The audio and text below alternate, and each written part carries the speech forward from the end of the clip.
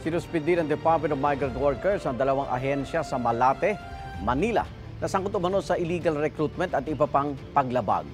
Sa inspeksyon ng DMW sa isang agency, natuklasan ng online kabit system o yung pakiki-operate ng mga hindi rehistradong recruiter sa mga lehitimong agency.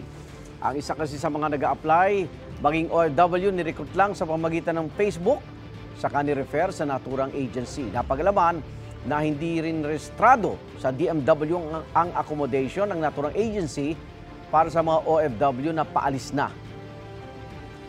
Sinuspindi rin ng DMW ang isang agency na in-person naman ang kabit system. Unregistered kasi ang isang empleyado kaya may tuturing na siyang illegal recruiter.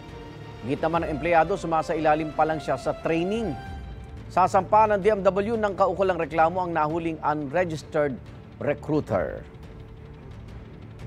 Igan, mauna ka sa mga balita, mag-subscribe na sa GMA Integrated News sa YouTube para sa iba't ibang ulat sa ating bansa.